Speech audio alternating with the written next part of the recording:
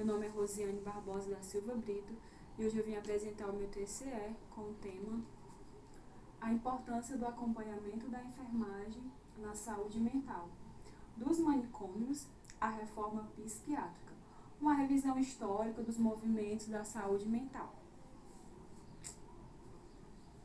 No Brasil, até o final do século XVII, não tinha nenhum tipo de assistência médica destinada aos pacientes com doença mental. Esses pacientes, eles viviam nas ruas, não tinha nenhuma assistência médica para eles. Esses doentes mentais, eles viviam perambulando nas ruas sem destino. Aqueles que tinham, ao qual a família tinha condições, eles eram confinados dentro de casa, aprisionados, e no momento que eles tinham ataques, que eles tinham crises, eles eram amarrados e detidos na sua própria casa. Em 1903 foi fundado o Hospital Colônia de Barbacena, na cidade de Barbacena, Minas Gerais, para tratamento dos doentes mentais, mas se transformou em um lugar de tortura. No hospital de Barbacenas, os doentes eram tratados como animais. Eles viviam em um lugar em condições desumanas, dormindo sobre capim sujo e fezes. Esse lugar era um dos piores possíveis. Esses doentes mentais, eles não tinham tratamento, mas eles eram torturados, porque era muita sujeira, era muita gente e muitos pacientes para os poucos leitos. Nesse hospital, foi feito para 200 pacientes e chegou a 5.000 pacientes, ou seja, era muita gente, eram muitos doentes para pouco espaço, e eles viviam em condições desumanas. Trens com vagões lotados, semelhante aos campos de concentração da Alemanha, despejavam doentes mentais para tratamento, mas na verdade era um hospital de tortura. Todos os dias era despejado várias pessoas, vários doentes, e eles vinham em trens, em vagões, e lá eram despejadas essas pessoas. Essas pessoas vinham em busca de um tratamento, até por vontade, não deles, mas dos familiares ou de algum maioral, de uma pessoa com poder daquela época. No Hospital Colônia, mais de 60.000 pessoas morreram no Hospital da Colônia em Barbacena. Muita gente morreu neste lugar, neste hospital. Os pacientes morriam de frio, porque não tinham cobertor para todos. Eles morriam de doenças, porque é um lugar onde tinha muita gente doente.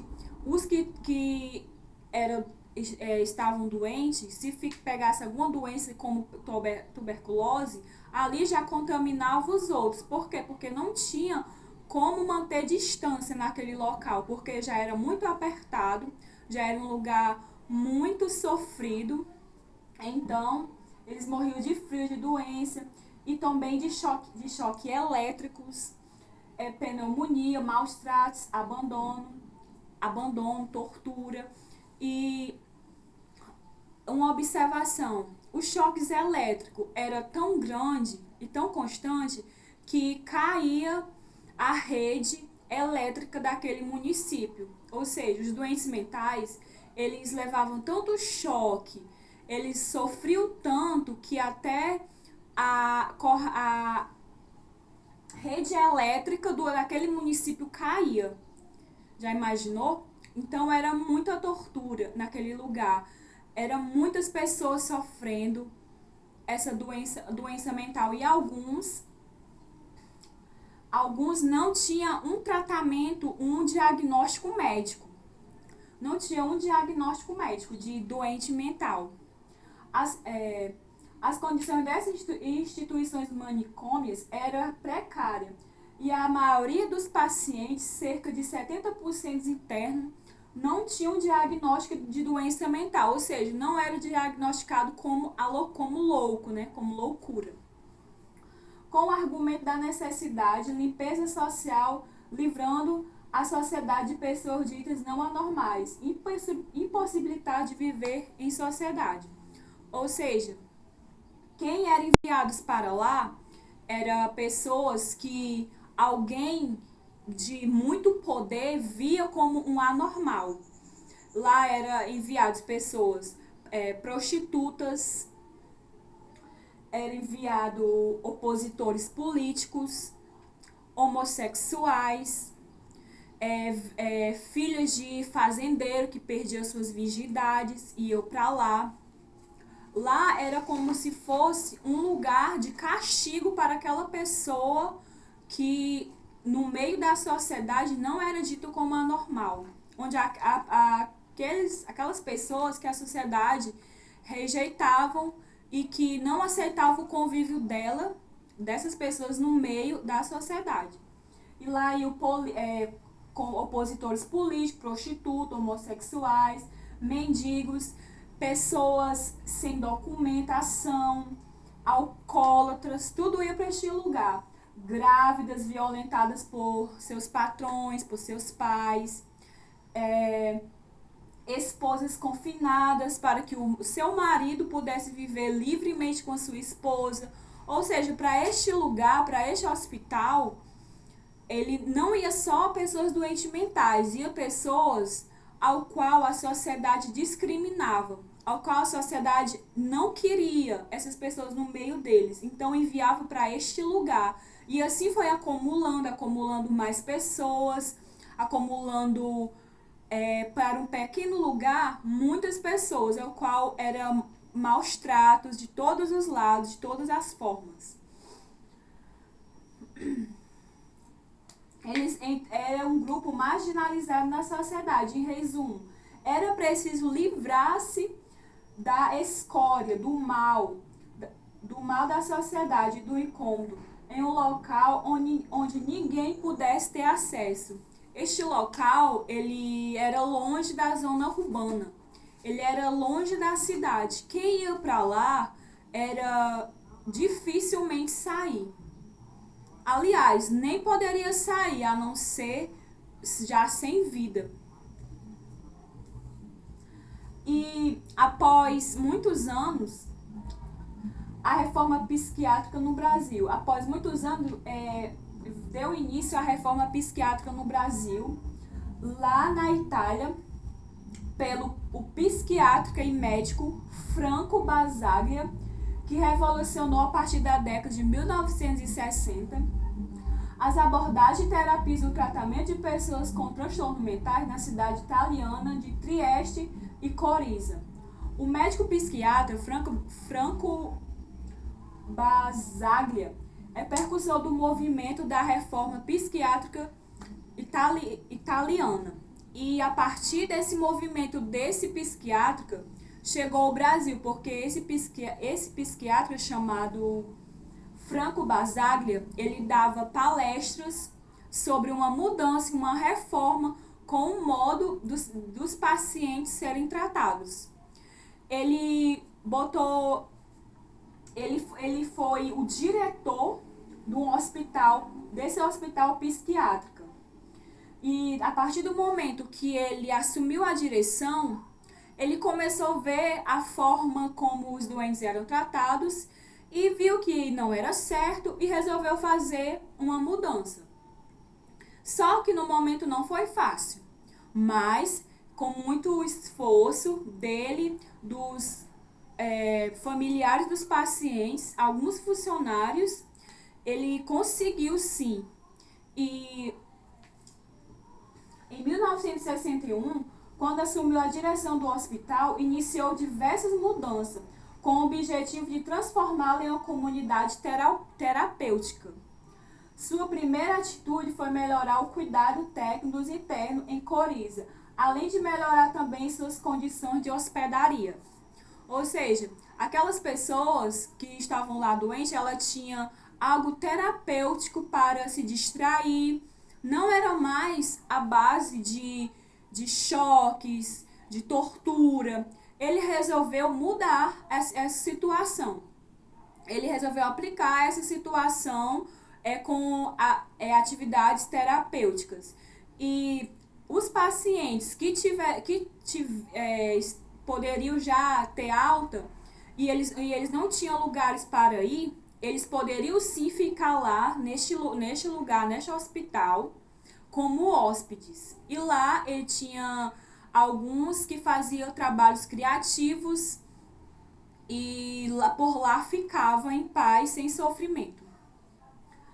Franco Basaglia propôs a extinção dos manicômios, ou seja, ele queria acabar com os manicômios. Ele queria destruir de uma vez a existência dos manicômios, porque ele não aceitava do modo como os pacientes eram tratados em manicômios. Ele dizia que o problema não era a doença em si, mas a forma desumana que os doentes eram tratados. E a noção que a sociedade tinha destes transtornos mentais. Ou seja, a sociedade tinha total preconceito com os doentes mentais. A sociedade via aqueles doentes mentais como pior do que animais, pessoas sem valor, pessoas desprezíveis e até peso pelos seus familiares. Basaglia e sua equipe teriam percebido que seria necessário o bem mais do que tinha conseguido, que era preciso fechar o hospital, devolver a liberdade aos pacientes, inserindo-os novamente à sociedade. E ele conseguiu a Lei Basaglia, Lei da Reforma Psiquiátrica Italiana, conhecida como a Lei Basaglia. Como consequência das ações e dos debates iniciados por Franco Basaglia, no ano de 1978 foi aprovada na Itália a chamada Lei 180, ou Lei da Reforma Psiquiátrica Italiana, também conhecida popularmente como Lei Basaglia. E esta lei passou a ser positiva, devido aos resultados positivos que alcançou na Itália. A abordagem de Basaglia passou a ser recomendada pela Organização Mundial da Saúde, a OMS. E a partir de 1973, a posição OMS tornou um debate mundial e a discussão chegou ao Brasil.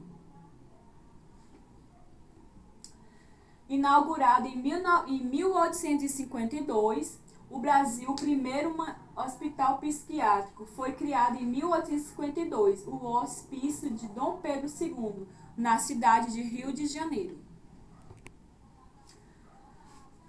Em 1979 foi criado o Movimento dos Trabalhadores em Saúde Mental e em 1987 o Movimento Antimanicomial, dando continuidade à luta pela reforma psiquiátrica. Aqui já foi no Brasil essa luta, devido ao Franco Basaglia ter iniciado essa luta em Itália, ela veio ao Brasil e foi bem vista pela Organização Mundial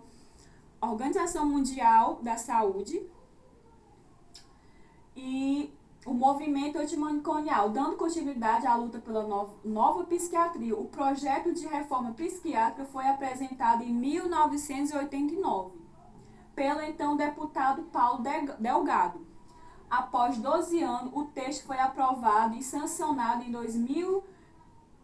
2001, no dia 6 de abril de 2001, ou seja, também foi aprovado aqui no Brasil uma lei para a proteção dos doentes mentais e fechamento de todos os manicômios ao qual os pacientes iam lá atrás de tratamento, mas era, na verdade, tortura para esses pacientes. E também uma exclusão total da sociedade. A reforma teve como marca registrada o fechamento gradual de todos os manicômios e hospícios que proliferavam o país afora. A lei que promoveu a reforma tem como diretriz principal a internação do paciente somente se o tratamento fora do hospital se mostrar ineficaz. Ou seja, antes de ir para um lugar psiquiátrico, um lugar que possa ser tratada a doença mental, primeiramente esse paciente ele tem que ir no hospital. E se lá no hospital as formas do tratamento não for o suficiente, aí sim esse paciente ele pode se dirigir a um local de atendimento mental, de atendimento psiquiátrico. Em substituição aos hospitais psiquiátricos, o Ministério da Saúde determina em 2002 a criação dos Centros de Atenção Psicossocial, com o nosso conhecido CAPS, em todo o país. Ou seja, foi aberto um local específico para que esses doentes pudessem ser redirecionados em busca de tratamento adequado e certo para o seu problema. E a lei de número 10.216 de 2001, a lei 10 2016, foi inaugurado, foi um projeto de então deputado federal pelo estado de Minas Gerais. Em 2001, Paulo Delgado, a respeito dos direitos das pessoas com transtornos mentais, que acabaria ficando conhecido popularmente como a lei da reforma psiquiátrica ou lei antimanicomial. A lei foi sancionada pelo então presidente da época, Fernando Henrique Cardoso, em 6 de abril de 2001, após 12 anos de tramitação e debate dentro do Congresso Nacional, depois de 12 anos essa lei ela foi aprovada. Ela foi aprovada e chegou ao Brasil. A lei ao qual não podem aprisionar o paciente dentro de um local ao qual ele está excluído da sociedade, ao qual ele está aprisionado, ao qual, em vez de tratamento, ele recebe maus tratos. E esta lei representou uma grande novidade no panorama do tratamento dos pacientes. O exercício dos direitos civis e de uma vida plena com bons cuidados. Podemos ressaltar que esses cuidados, pessoas preparadas, somente por pessoas preparadas. O exemplo, como a enfermagem. A enfermagem, ela tem um papel fundamental, porque quando o doente ele chega lá no local de atendimento e quem vai lhe dar o remédio, também um apoio mental, também não só o psicólogo, mas o médico, mas também o enfermeiro. É muito importante para a saúde dos doentes também. As mudanças na forma de cuidar. Ao longo do seu desenvolvimento, a profissão, a enfermagem, vem acompanhando as mudanças ocorridas na sociedade. Ou seja, ela vem acompanhando o cuidado, o qual o paciente tinha antes, que na verdade não era cuidado, era maus tratos, né? E ela vem acompanhando. E essas mudanças faz parte também do convívio dos profissionais dessa área. Eles vêm acompanhando as mudanças na sociedade e isso tem exigido dos profissionais dessa área reflexões sobre a maneira de cuidar. Ou seja, ele tem que refletir como é que ele está cuidando desses pacientes. Porque não pode se repetir a mesma coisa que se repetiu há muitos anos atrás. Que eram esses pacientes sendo maltratados, sendo humilhados, sem ter pessoas qualificadas para cuidar deles. E hoje não. Hoje nós temos pessoas qualificadas para cuidar desses pacientes e levando em consideração a individualidade delas e a organização de suas ações. A reorientação do trabalho da enfermagem vem exigindo dos profissionais melhor qualificação, uma vez que se antes suas funções eram precisas e bem definidas, com a inserção em novos modelos de atendimento, agora assume a responsabilidade inexplorada e ainda pouco precisas. Ou seja, os enfermeiros, essas pessoas que trabalham nessa área psicossocial, elas têm que estar preparadas para atender esses pacientes. Primeiramente, observar e ver qual o cuidado, porque muitas das vezes tem alguns pacientes que são agressivos e precisam ser, naquele momento, parado, estabilizado. Então, tem que ter toda uma preparação para receber esses pacientes e cuidá-los da melhor forma. Risco na atuação, e também tem os riscos, né, com esses pacientes. Risco de atuação da enfermagem com os pacientes psiquiátricos e a saúde mental. O enfermeiro é responsável por não só promover a supervisão segura do paciente, mas também por administrar os medicamentos e por oferecer suporte emocional. Ou seja, os enfermeiros, eles não vão só colocar a injeção, o remédio, mas não, em algum momento eles também vão dar um apoio psicológico, um apoio melhor para eles, um apoio mental. Se acalme, vai dar certo. Também o enfermeiro, ele tem esse papel dentro da enfermagem também, não só na arte de aplicar medicamentos, mas também na arte de cuidar.